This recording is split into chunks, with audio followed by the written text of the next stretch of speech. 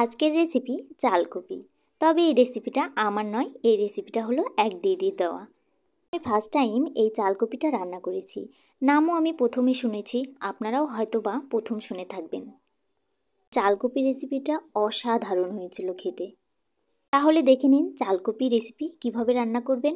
আমি প্রথমেই এখানে একটা ফুলকপি নিয়েছিলাম। ফুলকপিগুলো খুব ভালোভাবে কেটে নিয়েছি, কেটে নিয়ে ধুয়ে এরপর চুলায় কড়াই বসিয়ে দিয়েছি। কড়াইয়ের মধ্যে দিয়ে দিয়েছি কিছুটা সাদা তেল।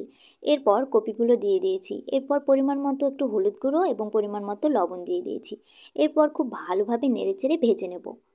ফুলকপিগুলো অবশ্যই খুব ভালোভাবে ভেজে নিতে হবে। আমার ভাজা হয়ে গেছে, আমি ফুলকপিগুলো এবার তুলে নিচ্ছি। এরপর কড়াইতে কিছুটা সাদা তেল দিয়ে দিয়েছি।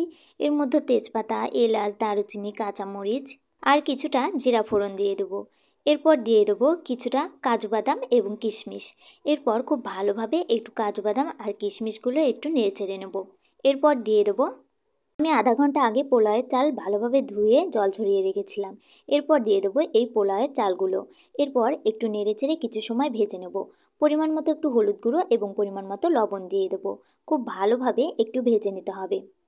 যখন এই চালগুলো খুব ভালোভাবে ভাজা হয়ে যাবে, তখন এর মধ্যে দিয়ে দেবো সামান্য পরিমাণে একটু আদা বাটা আর সামান্য পরিমাণে একটু জিরা বাটা।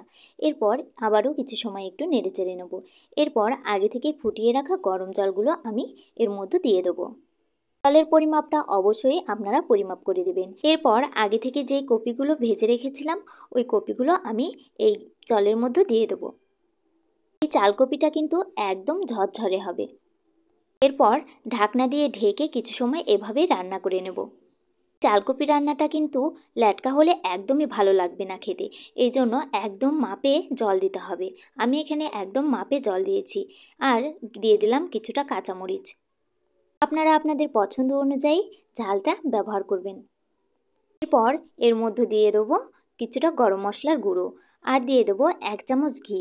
চালকপিটা আমার রান্না হয়ে এসেছে।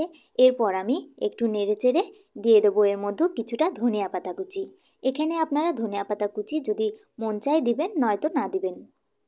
চালকপিটা আবার খুব বেশি নাড়া যাবে না, তাহলে কিন্তু কপিগুলো একদম ঘেটে যাবে। এই চালকপিটা এভাবেই কিছু সময় রাখলে একদম ঝরঝরে হয়ে যাবে।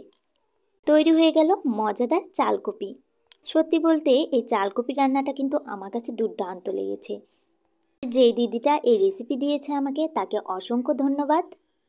আর এই রেসিপিটা যদি আপনাদের কাছে ভালো লেগে থাকে, তাহলে অবশ্যই লাইক, কমেন্ট, শেয়ার করে পাশে থাকবেন। ধন্যবাদ।